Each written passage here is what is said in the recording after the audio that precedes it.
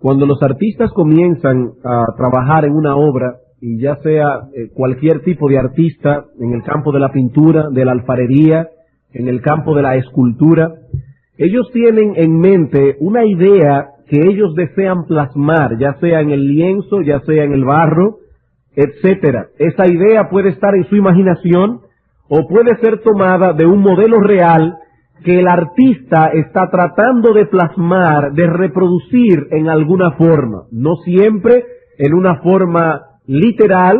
Hay cierto tipo de arte que no representa las cosas en la manera en que nosotros la vemos, pero el artista tiene en su mente una idea que de alguna forma u otra él desea representar. Pero la obra del artista requiere de un modelo, ya sea real o imaginario. Los padres cristianos también tenemos una obra que realizar en la vida de nuestros hijos. Dios ha puesto sobre nuestros hombros la responsabilidad de moldear el carácter de nuestros hijos, la inigualable tarea de moldearlos de la misma forma que un alfarero moldea el barro. Y para realizar esta labor convenientemente no basta con tener un buen deseo. Al igual que el artista, nosotros necesitamos un modelo apropiado que imitar.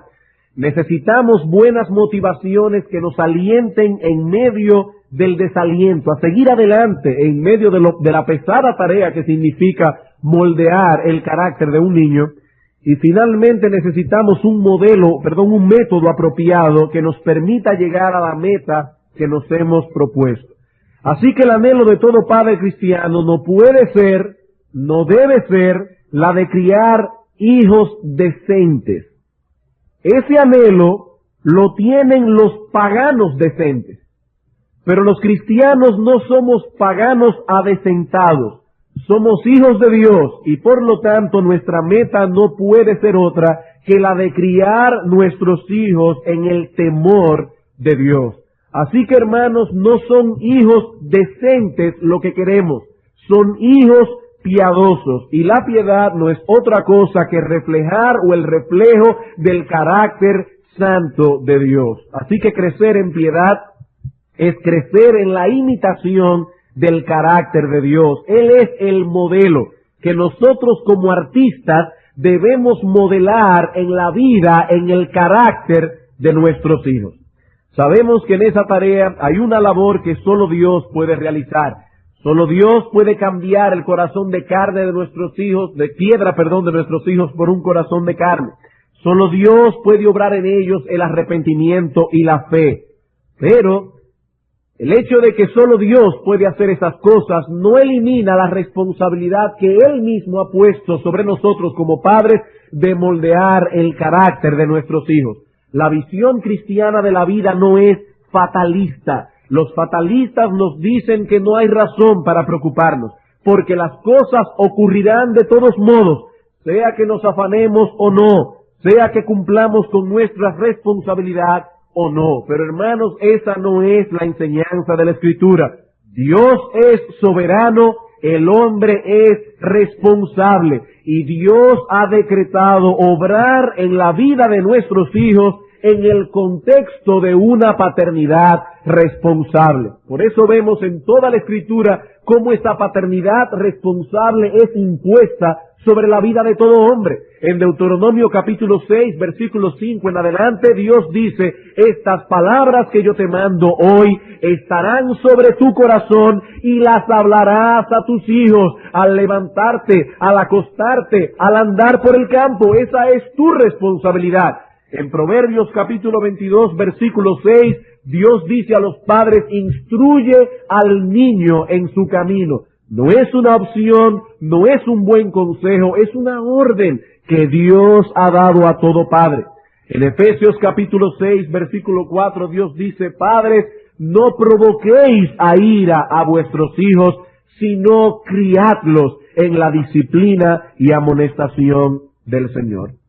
Y en el contexto de esa responsabilidad que tenemos como padres de moldear el carácter de nuestros hijos, en esta serie de sermones hemos visto ya la responsabilidad que tenemos de cultivar en ellos la gracia del dominio propio, la responsabilidad que tenemos de cultivar en ellos una saludable pureza sexual, cultivar la valiosa pero al mismo tiempo rarísima virtud de la fidelidad, y en esta noche trataremos cómo cultivar en ellos un espíritu compasivo y considerado.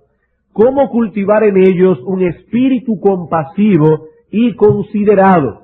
Como se ha estado diciendo en esta misma noche, nuestro Dios es un Dios compasivo, y dado que fuimos creados a su imagen y semejanza, y con la responsabilidad de ser un reflejo moral de quien Él es nuestro deber, nosotros como padres y como cristianos, imitar a nuestro Dios en esa característica, pero al mismo tiempo esforzarnos por desarrollarla en la vida de nuestros hijos. En la noche de hoy nosotros enfocaremos este aspecto de la vida piadosa a la luz de tres preguntas básicas. Y estas tres preguntas conformarán el esqueleto, el armazón de todo lo que queremos presentar en la tarde de hoy. La primera pregunta que trataremos de responder en esta noche con la ayuda del Señor es: ¿qué significa ser considerado y compasivo? En segundo lugar, ¿por qué debemos ser considerados y compasivos con los demás?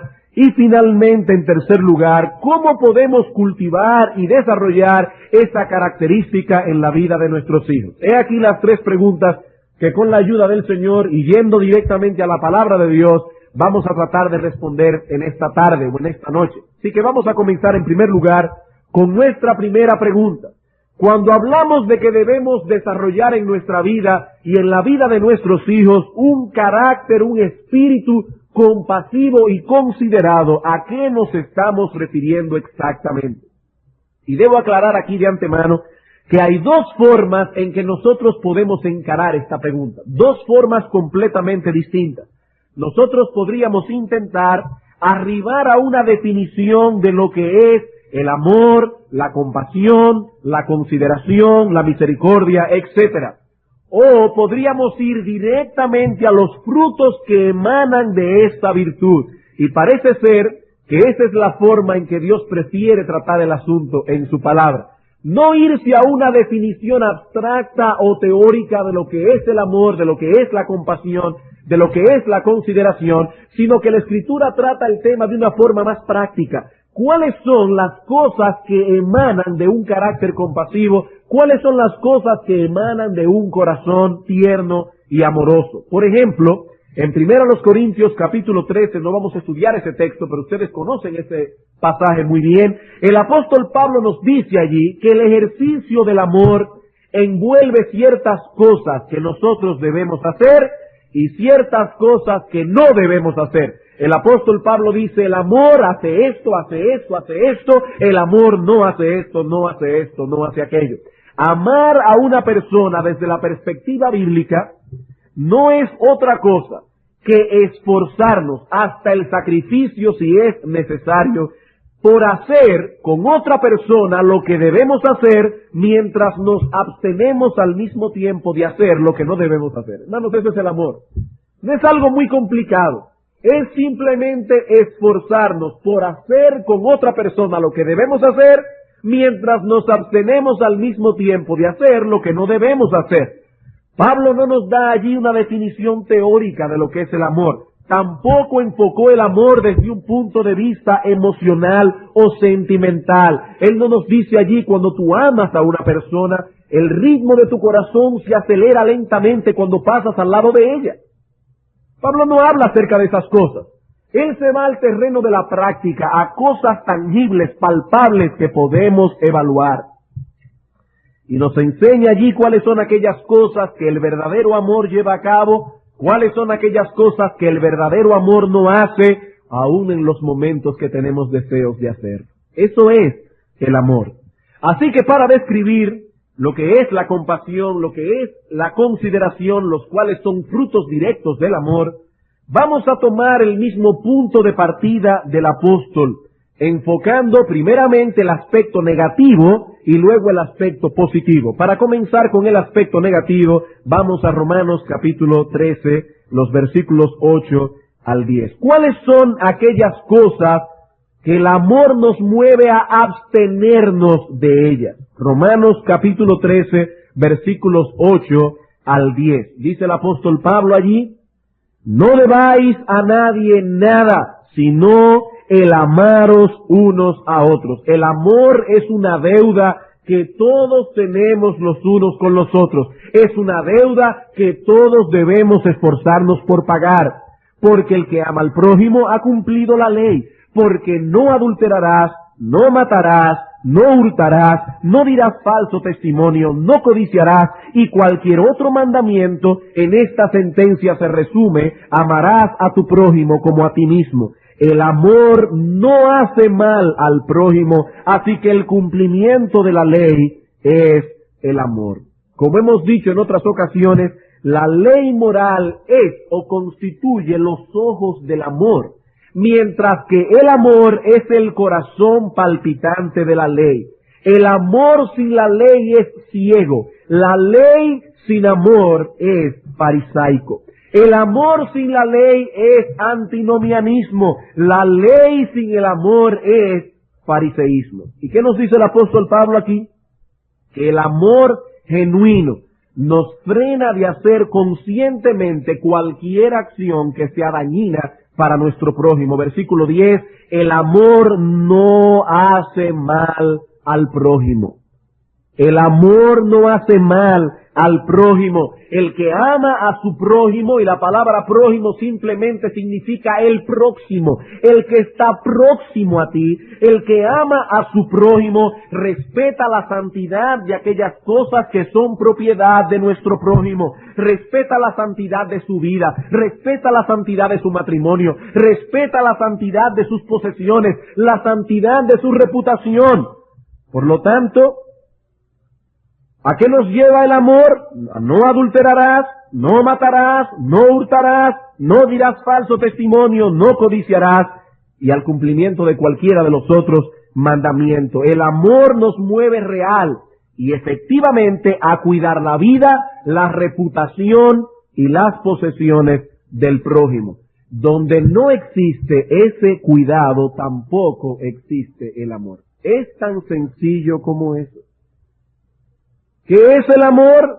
Es esa virtud que nos mueve a no hacer contra nuestro prójimo aquello que no debemos hacer con él. El amor nos mueve real y efectivamente a cuidar la vida, la reputación y las posesiones del prójimo, a la vez que nos mueve a abstenernos de hacer cualquier cosa que atente contra la vida, la reputación y las posesiones del prójimo. Y repito, hermanos, donde no existe ese cuidado, no importa lo que usted piense, no importa lo que usted diga, no importa las palabras hermosas que usted sepa expresar, usted no sabe lo que es el amor. Hermanos, el amor es algo práctico. El amor no es un mero sentimiento. El amor no es algo que nosotros sentimos dentro. El amor es una actitud. Es una actitud. Pero el amor no solo es conocido negativamente por lo que no hace, sino también positivamente por lo que hace. El amor no solamente nos lleva a abstenernos de hacer aquello que no debemos hacer, sino que también nos mueve a hacer lo que debemos hacer. Mateo capítulo 25. Mateo capítulo 25, versículos 34 al 46. Algunos cristianos han sobreenfatizado tanto, hermanos, el que la salvación no es por obras, que se han olvidado del hecho de que la salvación es para obras. No somos salvos por obrar, pero somos salvos para obrar. Somos hechura suya, creados en Cristo Jesús para buenas obras, aunque la salvación no es por causa de tales obras. Pero hermanos, no podemos olvidar que el amor nos mueve a obrar en una forma palpable, tangible, por el bienestar de nuestro prójimo. Mateo capítulo 25, versículos 34 al 46. Entonces el rey dirá a los de su derecha: venid benditos de mi Padre, heredad el reino preparado para vosotros desde la fundación del mundo. Porque tuve hambre y me disteis de comer, tuve sed y me disteis de beber, fui forastero y me recogisteis, estuve desnudo y me cubristeis, enfermo y me visitasteis, en la cárcel y vinisteis a mí. Entonces los justos le responderán diciendo: Señor, ¿y cuándo te vimos hambriento y te sustentamos, o sediento y te dimos de beber? ¿Y cuándo te vimos forastero y te recogimos, o desnudo y te cubrimos, o cuándo te vimos enfermo o en la cárcel y vinimos a ti? Y respondiendo el rey les dirá: de cierto os digo que en cuanto lo hicisteis a uno de estos mis más pequeños, a mí me lo hicisteis. Entonces dirá también a los de su izquierda: apartaos de mí, malditos, al fuego eterno preparado para el diablo y sus ángeles. ¿Y cuál fue el horrible pecado de estos hombres? Porque tuve hambre y no me disteis de comer, tuve sed y no me disteis de beber, fui forastero y no me recogisteis, estuve desnudo y no me cubristeis, enfermo y en la cárcel y no me visitasteis. Entonces ellos también le responderán diciendo: Señor, ¿y cuándo te vimos hambriento, sediento, forastero, desnudo, enfermo o en la cárcel y no te servimos? Entonces les responderá diciendo: de cierto os digo que cuanto no lo hicisteis a uno de estos más pequeños, tampoco a mí lo hicisteis. E irán estos al castigo eterno y los justos a la vida eterna. Hermanos, si alguno ama su alma, debe tomar en cuenta lo que este texto nos está enseñando. Independientemente de la interpretación escatológica que demos a este pasaje, es indudable que aquí tenemos un retrato muy elocuente de las actitudes que el verdadero amor promueve. La falta de amor, entonces, no solo se manifestará por hacer aquellas cosas que no debemos hacer, sino que esa falta de amor también se manifestará por dejar de hacer lo que sí debemos hacer. El amor no es una experiencia mística o meramente emocional. No es así como debemos entender el amor a Dios, no es así como debemos entender el amor al prójimo. Dios nos ha dado un instrumento para medir el amor. Si usted quiere ponerlo de otro modo, la ley moral es un amorómetro. Con la primera tabla de la ley, nosotros podemos medir nuestro amor a Dios. Con la segunda tabla de la ley, nosotros podemos medir nuestro amor al prójimo. Esa ley moral se resume en 2 mandamientos. La primera tabla: amarás al Señor tu Dios con todo tu corazón, con toda tu alma, con toda tu mente, con todas tus fuerzas. La segunda tabla de la ley: amarás a tu prójimo como a ti mismo. Y ese amor al prójimo te moverá real y efectivamente a darle de comer cuando tenga hambre, a darle de beber cuando tenga sed, a darle albergue y abrigo en tiempos de necesidad, a darle consolación en tiempo de angustia y de necesidad. Es a eso que se refiere el apóstol Juan en su primera carta cuando habla del amor. En primera de Juan, capítulo 3, versículo 16 al 18. En esto hemos conocido el amor, en que Él nos dijo desde el cielo: oh criaturas, cuánto yo los amo. Hermanos, ¿es así que nosotros conocemos el amor de Dios? No. En esto hemos conocido el amor, en que Él puso su vida por nosotros. También nosotros debemos poner nuestras vidas por los hermanos. Pero el que tiene bienes de este mundo y ve a su hermano tener necesidad y cierra contra él su corazón, ¿cómo mora el amor de Dios en él? Hijitos míos, no amemos de palabra ni de lengua, sino de hecho y en verdad. Hermanos, tal vez no se nos presente nunca la oportunidad de dar nuestra vida por un hermano. Pero frecuentemente tendremos la oportunidad de manifestar el amor en una forma práctica y tangible con hechos más cotidianos, como los que leemos en Mateo capítulo 25. Pero hay algo más trascendental. Si miramos más de cerca el pasaje de Mateo capítulo 25, veremos que de acuerdo a ese texto, a la enseñanza del Señor, el infierno será poblado no únicamente por personas que roban, matan o adulteran. Ninguno de esos pecados es mencionado allí. El infierno también tendrá como ciudadanos eternos a muchas personas decentes, que nunca mataron, que nunca robaron, que nunca cometieron adulterio, pero se pasaron toda la vida cometiendo groseros pecados de omisión. Groseros pecados de omisión. Personas decentes que se olvidaron del amor. Personas decentes que se olvidaron de tener compasión por los enfermos, compasión por los hambrientos, por los angustiados, por los desechados. Y yo sé que algunos ya deben estar pensando, pero yo creía que la salvación era por fe y no por obra, y creías bien, porque esa es la enseñanza de la Escritura. No hay ninguna obra que pueda borrar nuestros pecados. El ser humano no es salvo por obras, sino solamente por la gracia de Dios, la cual obtiene por medio de la fe. Pero la Escritura enseña algo más. Somos salvos por la fe sola, pero la fe que salva nunca viene sola.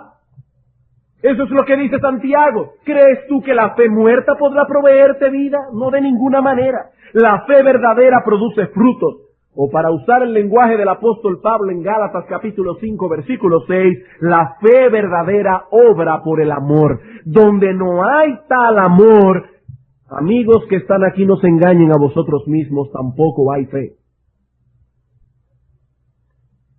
Y lo digo esto de verdad con un corazón pastoral, por amor a vosotros que están aquí, porque lo que más nos dolería sería llegar al cielo y encontrar que algunas personas se fueron al infierno directamente desde la silla de esta iglesia. Debemos evaluar nuestra fe por hechos tangibles. Donde no hay tales actos de amor, no hay fe, porque la fe verdadera obra por el amor. Así que al hablar de la compasión y del amor, estamos tocando un aspecto muy sensible de la vida cristiana. En Mateo capítulo 25 no se nos dice que los hombres se salvarán haciendo estas cosas.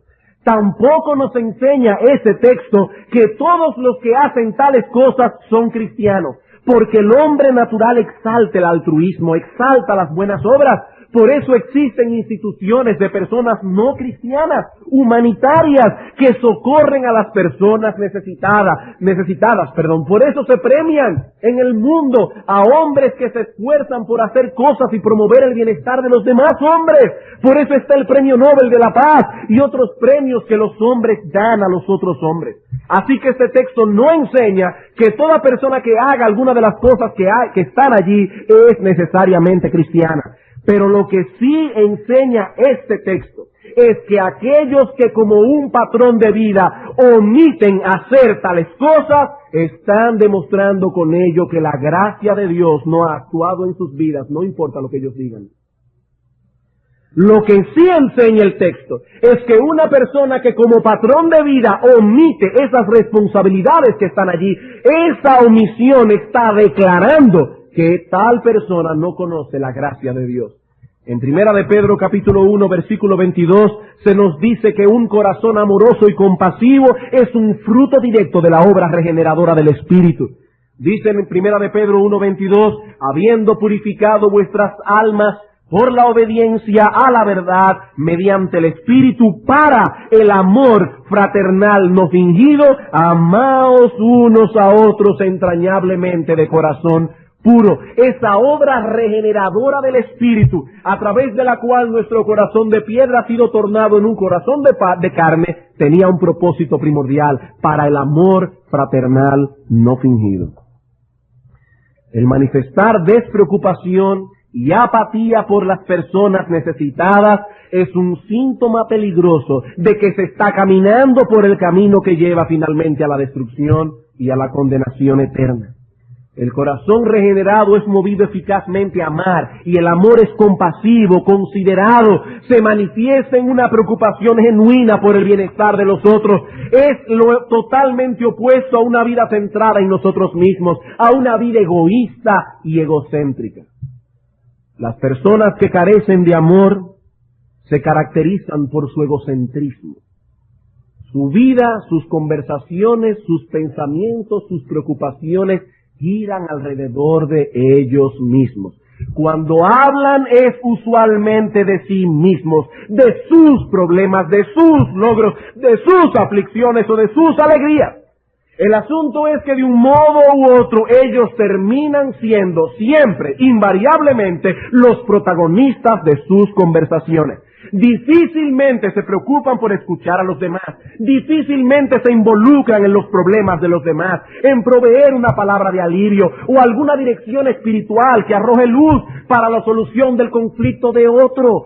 Sus cosas son tan importantes a sus ojos que no tienen tiempo para visitar al enfermo o para orar por ellos en su aflicción. Y si lo hacen, si oran por ellos, es con una intercesión fría, ritualista, desprovista de compasión y de interés real.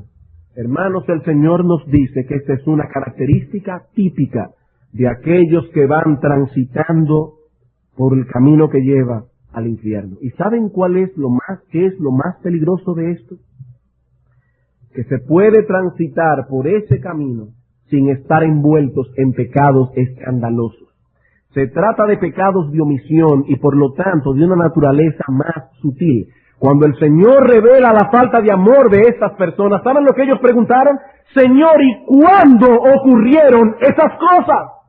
Son pecados sumamente sutiles. Si se hubiese tratado de ladrones, de homicidas, de adúlteros, y el Señor les hubiera dicho en el juicio final, ustedes recuerdan las veces que se escaparon de su casa para ir con otra mujer, se hubieran quedado con la boca callada porque ellos sabían que era así. ¿Recuerdan ustedes las veces que evadieron el impuesto sobre la renta? ¿Cómo tenían 2 libros en su empresa? ¿Recuerdan las veces que les robaron al Estado? ¿Recuerdan cómo ustedes llevaron una vida llena de odio, llena de envidia, llena de ira?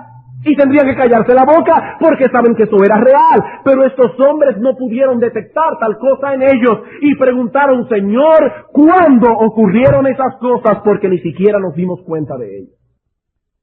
Hermanos, quizás algunos de esos individuos eran religiosos y pensaban que tenían sus papeles en regla con Dios porque al menos se guardaban de pecados groseros. A sus ojos ellos eran ovejas, a los ojos del Señor eran cabritos. Su falta de compasión y misericordia revelaba un corazón no regenerado. Nuestro Dios es un Dios compasivo. Él es amor, de donde se deduce que el que no ama no ha conocido a Dios. Debo aclarar que amor no es sinónimo de compasión, son 2 palabras distintas, pero una incluye a la otra. El amor es un término muy amplio que incluye la compasión. Y esa compasión se manifestará a través de hechos concretos. El amor procura hacer con el prójimo lo que debemos hacer, el amor procura abstenerse de hacer lo que no debemos hacer. Habiendo entonces aclarado, hermanos, a qué nos estamos refiriendo cuando hablamos de un espíritu compasivo y considerado, vamos ahora a pasar a nuestra segunda pregunta. ¿Y por qué debemos tener un espíritu compasivo y considerado? ¿Por qué razón en nuestro trato con los demás debemos ser considerados y compasivos? ¿Es acaso eso simplemente por una regla de buena conducta? ¿Porque debemos ser corteses? ¿Porque eso lo manda el libro de moral y cívica? No, no es únicamente por eso, es por una razón mucho más profunda. El cristianismo es una religión que produce frutos correctos por motivaciones correctas. Es una religión de motivación. No solo es importante lo que hacemos, sino también por qué lo hacemos. Y en este caso particular, debemos tener motivaciones correctas para no caer en ninguno de los 2 extremos que el hombre tiende a caer en su trato para con los demás. El hombre impío, dice la Biblia, que es como el mar en tempestad. Él siempre está en un extremo o en otro. El hombre piadoso es balanceado y nosotros debemos procurar ese balance, y la única manera de llegar a ese balance es entendiendo el por qué. ¿Por qué debemos ser considerados y compasivos? Por un lado, algunas personas ven al hombre simplemente como un animal racional. La biología moderna ve al hombre así. Es un animal racional, restándole de ese modo la dignidad con que Dios invistió al ser humano. Por ejemplo, en Mateo capítulo 10, versículo 31, el Señor dice, no os preocupéis, vosotros valéis más que muchos pajarillos. No es lo mismo un gorrión que un hombre. Y en Mateo 12:12, el texto que leímos esta mañana, el Señor dice a los judíos, ¿cuánto más vale un hombre que una oveja? Y aunque la sociedad protectora de animales nos quiera decir que somos iguales, no somos iguales. No es lo mismo pegarle un balazo a un gorrión que pegarle un balazo a un hombre. No es lo mismo matar un mime que matar a un hombre. No es lo mismo. Dios dice en su palabra que el hombre posee una dignidad especial. No somos animales racionales. No. Nosotros somos otra cosa. Pero por el otro lado tenemos a aquellos, entre los cuales penosamente hay algunos cristianos, que han sobreenfatizado la dignidad del ser humano perdiendo de vista que somos miembros de una raza caída. Y estas personas se ponen roncos en sus gargantas proclamando que debemos aumentar y acrecentar la autoestima del hombre. Hermanos, eso no lo enseña la palabra de Dios. La palabra de Dios se encuentra exactamente en el punto medio de ambos extremos. La Escritura nos dice que el hombre es un ser que se encuentra en una terrible condición espiritual. Somos esclavos del pecado, merecedores de la condenación eterna, desprovisto de toda vida espiritual y sin la menor capacidad de escapar de semejante condición por nosotros mismos. Pero al mismo tiempo nos enseña que el hombre fue hecho a la imagen de Dios y que debido a esa imagen divina el hombre debe ser tratado con dignidad. El hecho de que pertenecemos a una raza caída no elimina esto. Es verdad que la imagen divina quedó distorsionada, no eliminada, pero sí distorsionada por causa de la caída. Así que en algunos la imagen divina es más borrosa que en otros. En algunos es una foto casi acabada de tomar, en otros parece una foto que se tomó en el 1910. Uno no puede ver claramente la imagen de Dios, pero la imagen de Dios está allí. Todo ser humano lleva consigo la imagen divina. Y por esa razón, no por ninguna otra. Y por esa razón debe ser respetado y tratado dignamente. Vamos a ver dos textos bíblicos. Génesis capítulo 9. Génesis capítulo 9.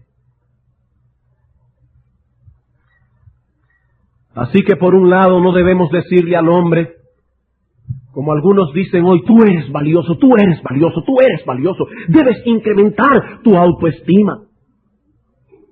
Pero por el otro lado tampoco podemos decirle al hombre, tú eres una basura, tú eres una basura, tú eres una basura. Ninguna de las dos cosas.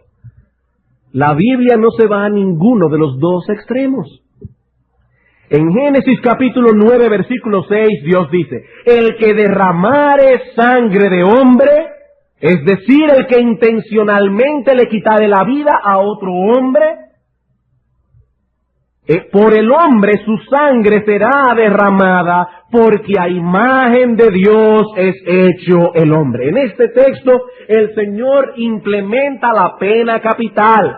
Y hermanos, la verdad que es una pena capital, que la pena capital no se esté ejecutando hoy día, porque algunas personas realmente merecen que la fusilen.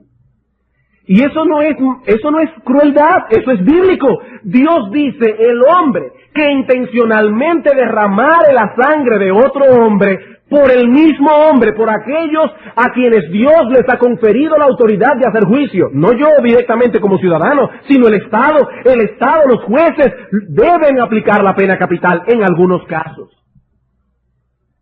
Y pienso que si se aplicara la pena capital, hermanos, muchas sinvergüencerías se dejarían de ver.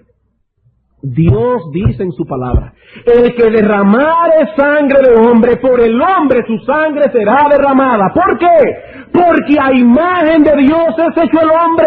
Eso es una ofensa horrible, quitarle la vida intencionalmente a otro hombre, porque ese hombre conlleva, a pesar de que viene de una raza caída, la imagen divina plasmada en él. Santiago capítulo 3. Santiago capítulo 3. Hermanos, no podemos pretender ser más buenos que Dios. Dios es infinitamente justo y Dios ha dicho que es justo quitarle la vida a los homicidas. Dios ha dicho que es justo y es justo. Ahora la sociedad dice, no, tú sabes que cuando él estaba chiquito. No. Es que el que le quita la vida a otro hombre debe ser muerto. No por los ciudadanos, sino por el Estado.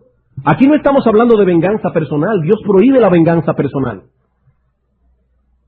En Santiago capítulo 3 versículo 7 dice, porque toda naturaleza de bestia y de aves y de serpientes y de seres del mar se doma y ha sido domada por la naturaleza humana. Pero ningún hombre puede domar la lengua, que es un mal que no puede ser refrenada, llena de veneno mortal. Con ella bendecimos al Dios y Padre, y con ellas maldecimos a los hombres que están hechos a la semejanza de Dios. De una misma boca proceden bendición y maldición. Hermanos míos, esto no debe ser así.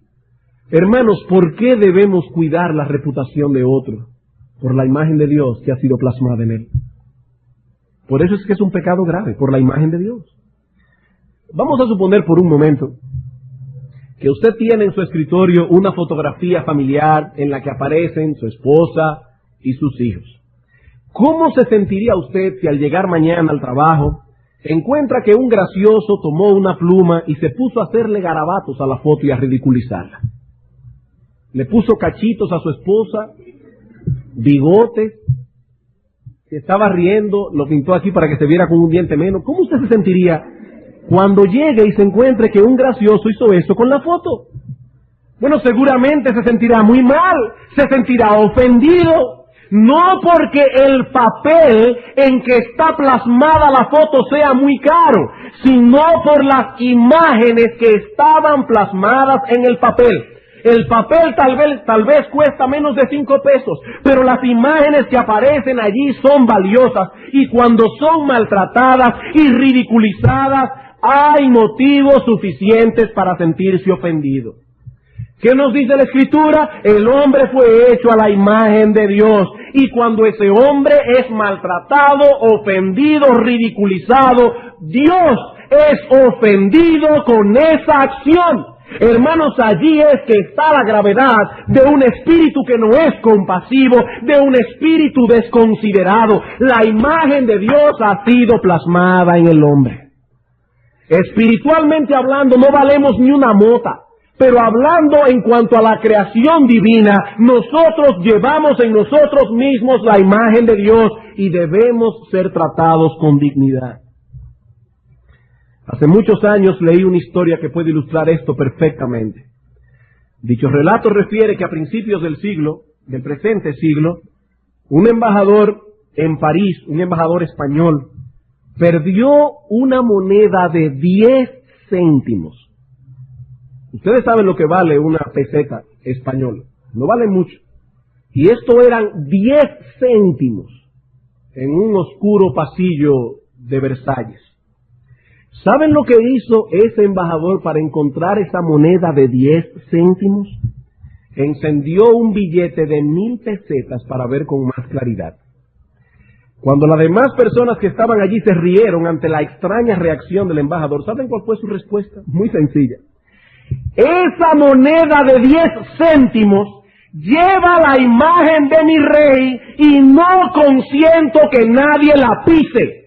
Es 10 céntimos, vale menos económicamente hablando que un billete de 10,000 pesetas, pero esa moneda lleva la imagen de mi rey y yo no consiento que nadie la pise. Y hermanos, eso es lo que enseña la palabra de Dios. Llevamos la imagen del Rey de Reyes, del Señor de Señores, del Soberano del Universo, y nadie nos puede pisar por esa razón. O como alguien ha dicho, que al hombre no se le debe tratar como si fuese un par de botas, ni siquiera para sacarle brillo. Ni siquiera para sacarle brillo, porque no somos un par de botas. Somos seres creados a la imagen de Dios. Cuando usted mata un mosquito en la noche, no pasa nada. Porque ese mosquito usted lo puede matar cuantas veces quiera, pero usted no puede tratar a un hombre de esa manera. No tiene derecho a hacerlo.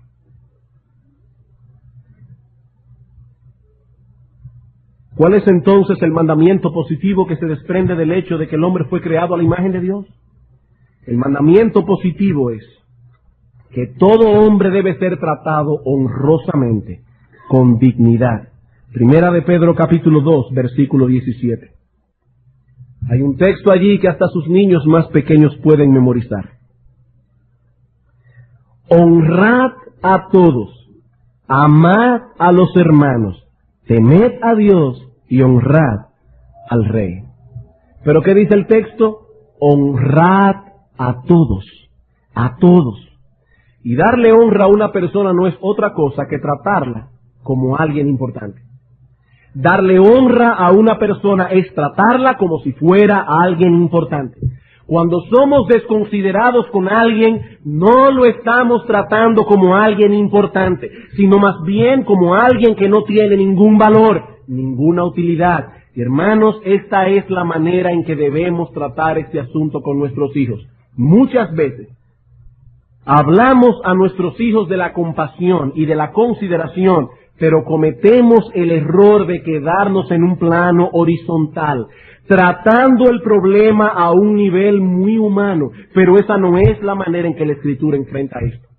Supongamos por un momento que uno de nuestros hijos se burló de su hermanito o de alguna otra persona.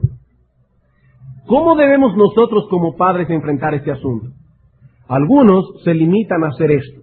Toman a su hijo, se lo llevan aparte y le dicen: eso que hiciste no estuvo bien. ¿A ti te gustaría que te tratasen de esa manera? Hermanos, eso es manejar las cosas a un nivel meramente horizontal. Quizás sería mejor hacerlo de este modo. Fulanito, la Escritura nos dice que el hombre fue hecho a la imagen de Dios y que por esa razón debemos honrarlo. Y si su hijo sabe leer, enséñele primera de Pedro 2:17. Si no sabe leer, léaselo. Ahí dice fulanito: honrad a todos. Y eso quiere decir tratarlo como a alguien importante. Pero cuando tú te burlas de él, ¿piensas que estás tratándolo como a alguien importante? ¿O más bien lo estás tratando como algo que no sirve? ¿Cómo te sentirías, fulanito, si alguien se burlara de un retrato de papi o de mami? Así también es desagradable delante de Dios que te burles de alguien que fue hecho a su imagen. Ese es el asunto. Eso es tratar las cosas verticalmente. Estamos enfrentando al niño con Dios y su palabra, llevándolo a analizar las cosas desde el punto de vista de Dios, no desde el punto de vista nuestro. Yo recuerdo que oí algo que me llamó muchísimo la atención, un caso así: un niño había hablado mal de otro niño, se había burlado de él. ¿Saben lo que hizo la madre? Lo llamó y le dijo: fulanito, ven acá. Yo quiero que tú saques todo el aire que hay dentro de ti. Respira y saca todo el aire que hay dentro de ti. El niño vació los pulmones hasta donde pudo. Le dijo: ahora yo quiero que tú hables. Por supuesto, el niño no pudo hablar, porque para hablar se necesita el aire. Eso es obvio, es lógico. Entonces esa madre le dijo: fíjate, fulanito, la Biblia dice que debemos honrar a todos. La Biblia dice que debemos tratar a las personas como personas importantes. Dios hizo el aire para que nosotros usemos ese aire para su gloria. ¿Sabes lo que tú has hecho? Tú has usado el aire de Dios para hablarle mal a una persona que ha sido hecha a la imagen de Dios. Has cometido un grave pecado. Dios no ha hecho ese aire para que tú lo utilices de esa manera. Dios ha hecho ese aire para su gloria. Tú no tienes derecho a usar el aire de Dios para hablar en contra de personas que han sido hechas a la imagen de Dios. ¿Saben lo que es eso? Atrapar la conciencia del niño y llevarlo al trono de Dios. Eso es amarrar la conciencia de un niño. Hermanos, no queremos hijos decentes, queremos hijos temerosos de Dios. Y la única manera de criar hijos temerosos de Dios es llevarlos y enfrentarlos con Él y su palabra. No estamos tratando aquí un asunto meramente humano. Es algo mucho más profundo. Es el honor de Dios que está en juego, y es el honor de Dios el que nos debe mover a tratar ese problema con nuestros hijos. Ellos deben saber que la razón primordial por la que deben ser considerados con los demás no es simplemente porque a ellos no les gustaría que lo tratasen de esa forma. Eso es muy humano. Radica en un hecho más trascendental. El hombre fue creado a la imagen de Dios, y por lo tanto debe ser tratado con respeto, con dignidad, con honra. Bien, voy a tratar de hacer este último punto bien brevemente. ¿Cómo podemos desarrollar esta característica en la vida de nuestros hijos? Ya hemos visto a qué nos referimos, ya hemos visto por qué. Ahora vamos a ver el cómo. ¿Cómo podemos desarrollar esta característica en la vida de nuestros hijos? Voy a dar 3 directrices negativas y una sola positiva. 3 directrices negativas. Primero, si quieres que tus hijos desarrollen un espíritu compasivo y considerado, no los satures de atenciones y de posesiones. Si quieres que tus hijos desarrollen ese espíritu, no los satures de atenciones y posesiones. Hermanos, nuestros hijos necesitan atención. Nuestros hijos necesitan tiempo. Necesitan nuestros oídos, aún necesitan nuestras posesiones materiales. Pero noten cuidadosamente la palabra que usamos en nuestro encabezado. Estamos hablando de saturarlos. de atenciones y posesiones. Hemos dicho esto en otras ocasiones y por ello no nos extenderemos mucho en este punto. Pero debemos recordar que no es únicamente la posibilidad económica del padre lo que se ha de tomar en consideración a la hora de comprar algo a un niño. Usted puede tener $10 millones en una cuenta en Miami y eso no tiene nada que ver. No es la capacidad económica del padre lo que se ha de tomar en cuenta. Claro está, hay padres que tendrán ciertas posibilidades más que otros padres, pero todos deben tener la misma sensatez. Debemos conocer a nuestro hijo. Debemos conocer sus debilidades particulares. Debemos conocer la manera en que él maneja las posesiones que ya tiene, el lugar que él cree que ocupa en el hogar. Los niños necesitan saber que ellos son aceptados en el hogar, que ellos cuentan con un amor incondicional de parte de papi y de parte de mami, pero al mismo tiempo deben saber que ellos no son el centro de nuestra existencia. Ellos no son el centro de la casa. El centro de la casa es Dios. Y en segundo lugar, la relación de papi y mami. Cuando los padres se vuelcan hacia los hijos, aún en desmedro de la relación del esposo con la esposa, le hacen daño a sus hijos, crean niños inseguros, porque los niños no saben manejar tanta atención. Ellos no tienen capacidad para eso. Nosotros mismos, los adultos, no sabemos manejarlo. Mucho menos un niño. Cuando los padres no toman esto en cuenta, pueden sin desearlo, porque ningún padre quiere esto, pero pueden en su ignorancia alimentar la codicia y el orgullo de sus hijos, porque lo están saturando de atenciones y posesiones.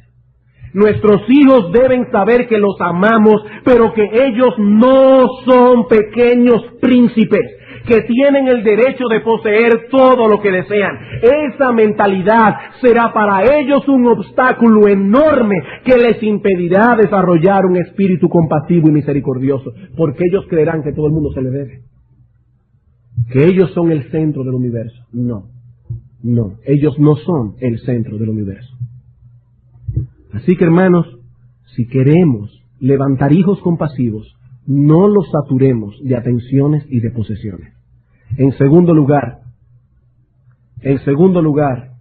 no haga por ellos lo que ellos pueden y deben hacer. En segundo lugar, no haga por ellos lo que ellos pueden y deben hacer. Aún el Señor Jesucristo tomó esto en cuenta en su trato con los discípulos. Cuando se paró delante de la tumba de Lázaro, había algo que solo él podía hacer: darle la vida al muerto. ¿Y qué hizo él? Con el poder divino que posee, le dijo: Lázaro, ven fuera. Pero habían otras cosas que los discípulos y las personas que estaban allí sí podían hacer. Ellos debían quitar la piedra, ellos debían desatar a Lázaro. Y Cristo no lo hizo. Él dejó que ellos lo hicieran. Una vez más cometeríamos aquí el error implicado en el encabezado anterior. Al hacerlo así, o sea, al hacer por ellos lo que ellos deben hacer, les estamos enseñando que son pequeños príncipes a quienes todo el mundo se le deben. Ellos deben aprender desde temprano que hay ciertas cosas que pueden y deben hacer. Debemos enseñarles desde pequeños a vestirse por sí mismos, debemos enseñarles a comer, a guardar sus juguetes, a arreglar sus cuartos. Hermanos, es triste cuando uno ve a un padre dándole la comida en la boca a un tajalón. Eso le hace daño a ese niño. Él debe aprender a comer, es algo que él puede y debe hacer. Le estamos enseñando que son pequeños príncipes. ¿Y saben por qué muchos padres violan esto? En ocasiones, y aquí debo confesar que yo he tenido que aprender mucho en este asunto. En ocasiones porque somos impacientes. Porque somos impacientes. Ellos no lo harán con la misma rapidez que nosotros lo hacemos, ni con la misma perfección. Entonces, ¿qué hacemos nosotros? Preferimos hacerlo nosotros y de ese modo vamos sistemáticamente castrando las capacidades de nuestros hijos. Los vamos anulando sistemáticamente y finalmente serán adultos buenos para nada. Hermanos, no hagamos por ellos lo que ellos deben y pueden hacer. Tercero, no los sobreproteja. No los sobreproteja. Hebreos capítulo 2, versículo 18.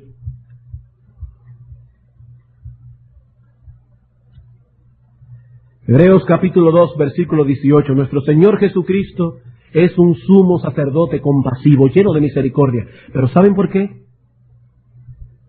Porque Él sufrió. Porque Él sufrió. Dice en Hebreos 2, 18, pues en cuanto Él mismo padeció, siendo tentado, es poderoso para socorrer a los que son tentados. Hay una íntima conexión entre ser compasivo y el padecer sufrimientos.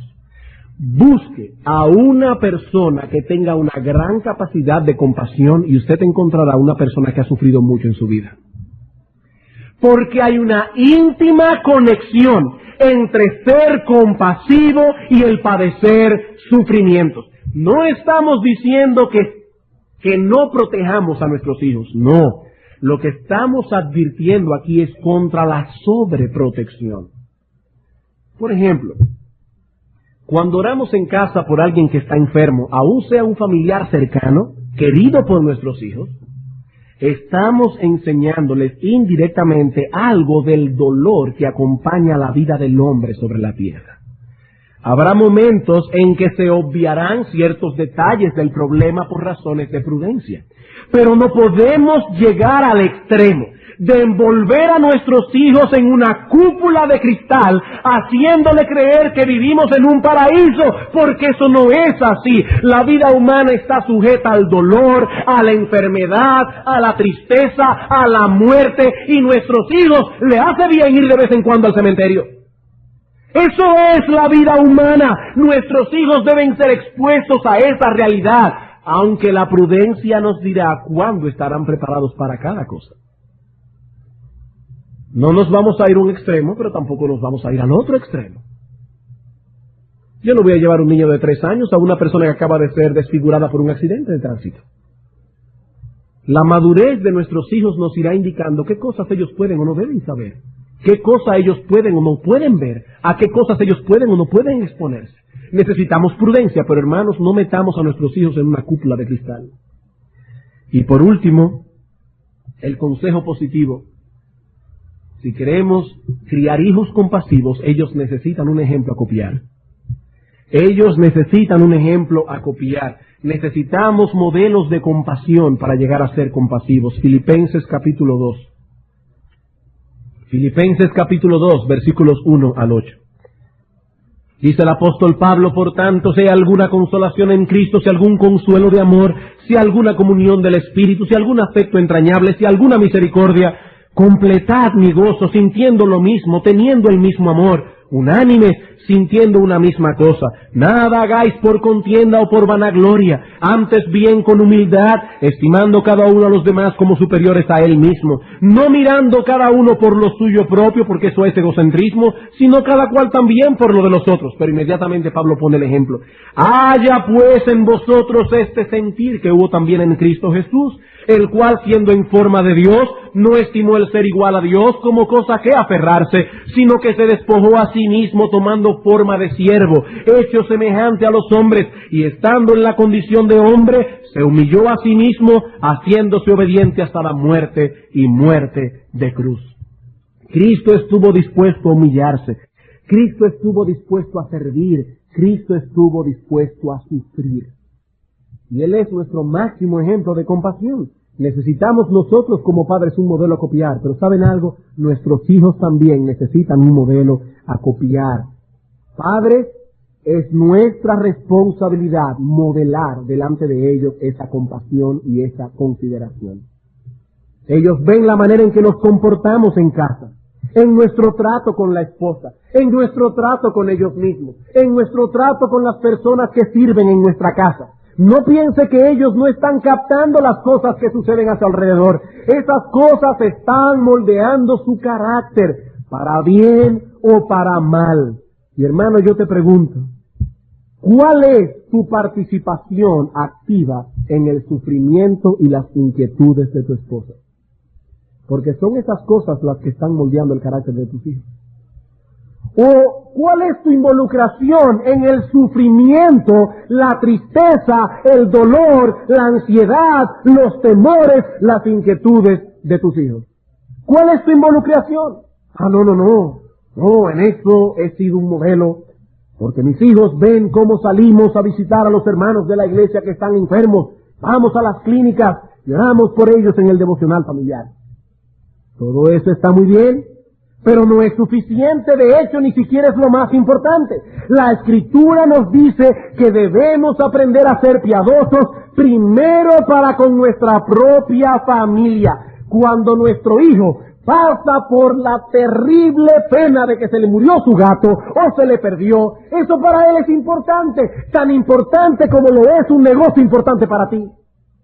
Es importante, tú dirás, pero es un gato. Sí, es un gato, pero es un gato que estaba en el fondo de su corazón. Y cuando ese gatico murió, cuando ese gatico se desapareció, eso le causó tristeza a tu hijo, eso le causó angustia, eso le causó dolor. Y la pregunta es, hermano, ¿qué tanto te estás ocupando tú en tu ocupadísimo tiempo de lidiar con esas inquietudes de la vida de tu hijo? De mostrarle compasión, de que tú estás allí para darle un brazo de apoyo en ese momento que para él es importante, en ese momento de dolor. Hermanos, es de ese modo que nuestros hijos serán influenciados positivamente para desarrollar un carácter compasivo, misericordioso. Cuando ellos vean a sus padres vivir esa compasión y esa consideración delante de ellos y sobre todo para con ellos mismos. Para con ellos. Y descuidamos ese aspecto de la vida compasiva por estar demasiado envueltos en ser compasivos con los demás, ¿saben lo que va a suceder? Que tarde o temprano nuestros hijos comenzarán a sospechar de nuestras motivaciones y finalmente llegarán a la conclusión de que somos unos hipócritas. ¡Oh sí! Él está en todas las clínicas donde los hermanos están enfermos. Pero yo me corté el pie esta tarde montando bicicleta y mi padre no está aquí. A él no le interesa mi dolor. Y comienza el hijo a preocuparse por cuál será la verdadera motivación de su padre. Y saben, hermanos, lo triste de eso, llegarán a la conclusión de que somos unos hipócritas. Vivimos para mantener una pantalla para los demás, pero realmente no somos compasivos, porque no lo estamos haciendo con ellos. Oh, hermanos, vayamos a los evangelios para ver a Cristo allí ejerciendo compasión y misericordia. Para ver a Cristo allí llorando ante la tumba de Lázaro. Para ver a Cristo llorando con un gran clamor y con un gran dolor ante Jerusalén, diciendo: Jerusalén, Jerusalén. Cristo no dijo allí: los hombres no lloran. Yo no puedo darle esta imagen de debilidad a mis discípulos. Yo soy un macho. Solamente los hombres afeminados son los que lloran.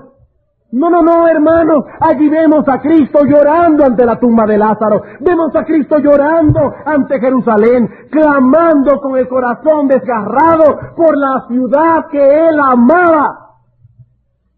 Hermanos, vayamos a los evangelios de rodillas delante de Dios y pidámosle al Señor que en oración que modele en nosotros esa misma compasión, porque Cristo es compasivo. Vamos a ver a Cristo en los evangelios y veremos allí lo que es un corazón que late con el dolor de otra persona. Y más aún, hermanos, pidámosle a Dios que nos conceda la gracia de poder modelar esa virtud en la vida de nuestros hijos. Hermanos, si esto es importante para la crianza de nuestros hijos, también es importante para la vida de nuestra iglesia. Nosotros los pastores pensamos que Dios está obrando en nuestra iglesia. No podemos decir que la comunión de los unos por los otros, con nosotros y la preocupación de los unos por los otros es la misma que años atrás. Oh no, hermanos, eso sería ingratitud, no reconocer que el Espíritu de Dios ha estado obrando en la vida de nuestra iglesia. Pero hermanos, hay mucho camino que caminar en ese sentido. Hay mucho camino que andar, hermanos, todavía somos una iglesia demasiado profesional. Hermanos, nos falta calidez humana, nos falta amor filial, preocupación genuina los unos por los otros, ver una cara nueva en la iglesia, tragarte tu vergüenza, ir a preguntarle: hermano o amigo, ¿quién te invitó aquí? ¿Cuántas veces tienes viviendo esta iglesia? Y ojalá que no te pase como algunas veces nos ha pasado a algunos que te digan, tengo un año viniendo aquí, es la primera persona que se me acerca. Hermanos, eso no es una iglesia de Cristo. Eso no es una iglesia de Cristo. El mundo conocerá que somos discípulos de Cristo por la compasión que manifestemos los unos por los otros. Y aunque como pastor y no quisiera traer aquí una nota desagradable, porque en realidad Dios está obrando. Hermanos, nuestra iglesia no es lo que era hace unos años atrás. Pero todavía tenemos mucho camino que andar. Hay mucha compasión que desarrollar, mucho amor filial, preocupación genuina de los unos por los otros. Así que esto no solamente es pertinente para nosotros como padres, es pertinente para todos y cada uno de los miembros de Iglesia Bíblica del Señor Jesucristo. Porque si queremos mostrar una imagen genuina y fidedigna de lo que Cristo es, no lo haremos con una iglesia profesional, porque Cristo no era un profesional. Él era un hombre con corazón de siervo. Que Dios nos ayude, hermanos, a poder generar ese espíritu compasivo. Vamos a orar.